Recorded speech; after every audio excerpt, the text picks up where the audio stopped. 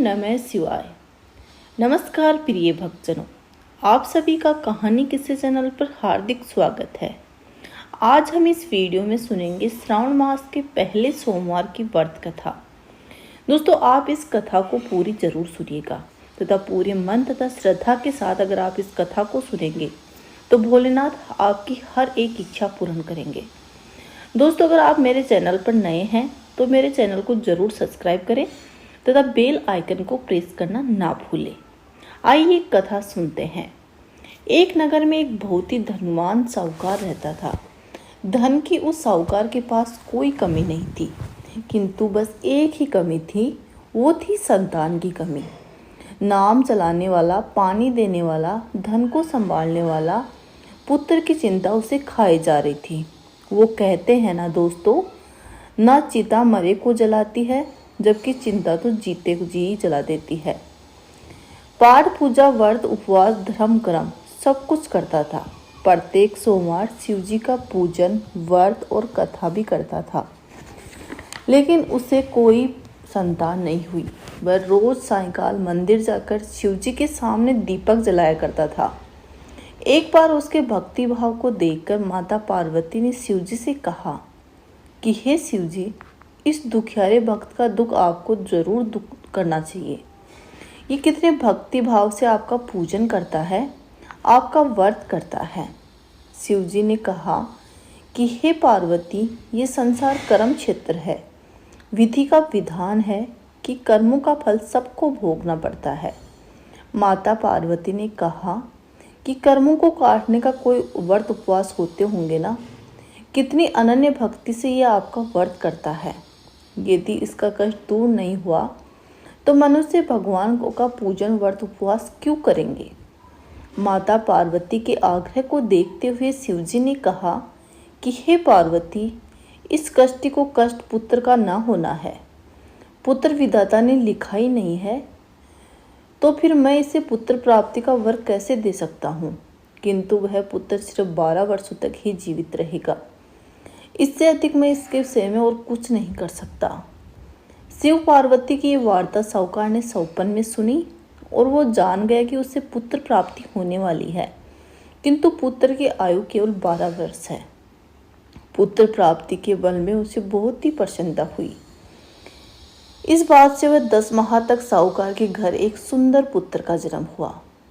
साहूकार के घर में खूब सारी खुशियां मनाई गई, किंतु साहूकार प्रसन्न नहीं था।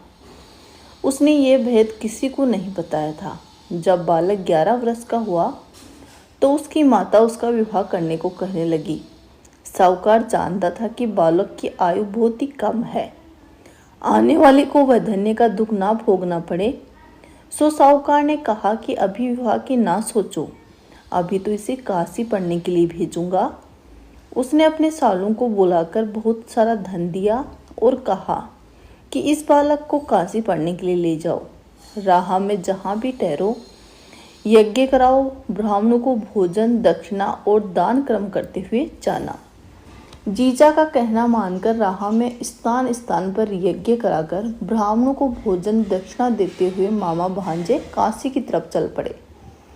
राह में एक नगर में ठहरे, जहाँ एक राजा की कन्या का विवाह हो रहा था। नाई ने पैसे के लोभ में एक काने राजकुमार से विवाह तय करवा दिया था।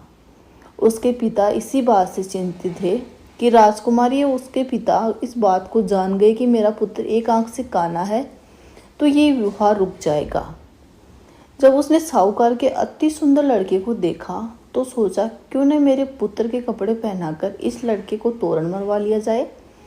इस समय ज़्यादा लोग अच्छे होते हैं, कोई देख न ले लड़का काना है। राजकुमार के पिता ने साहूकार के लड़के और उसके मामा से बात की। उन्हें कुछ ऐतराज नहीं था।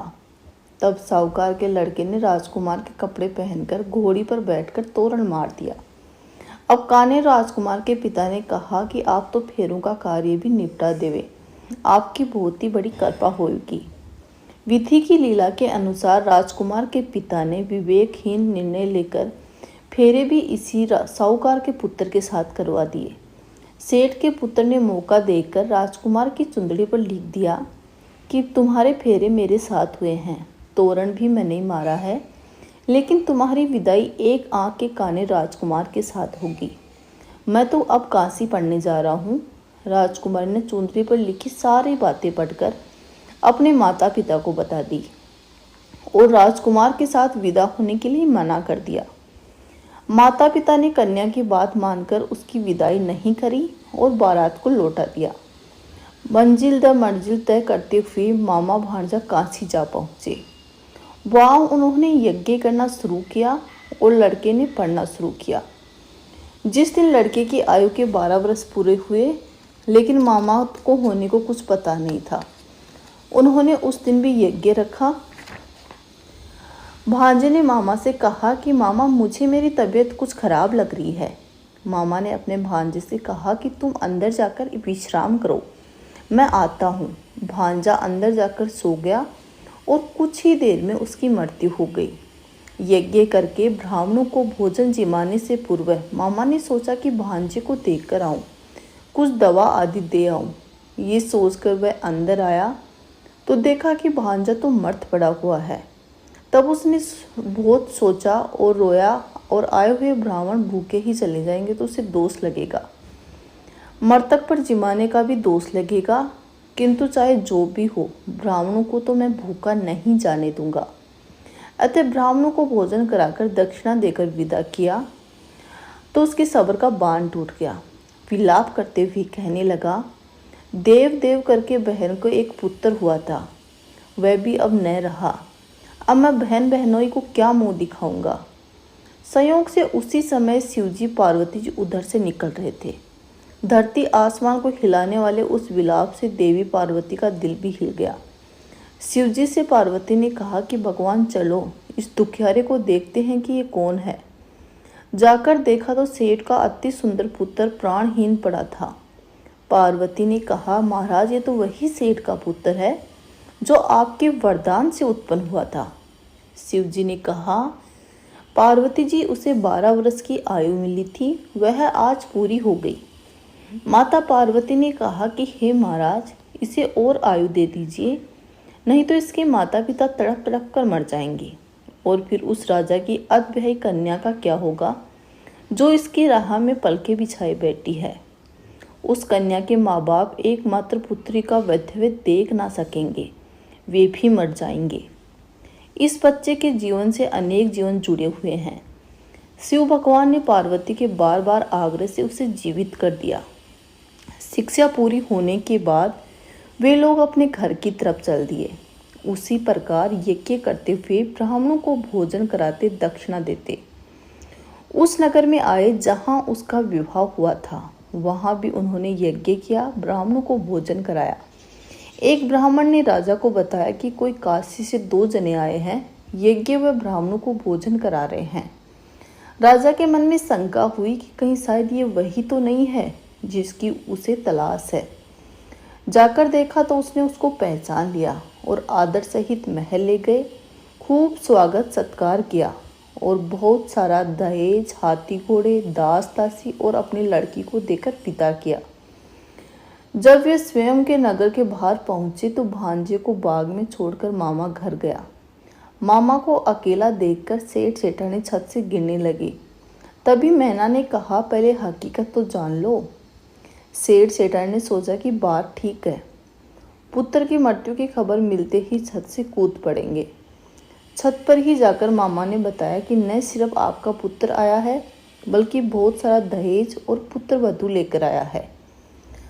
आगवानी की तैयारियां करो, नगर में न्योता करो। संक्षेप में सारा वृत्तांत बताकर वापस बाग में गया और गाजे बाजे बजवाए।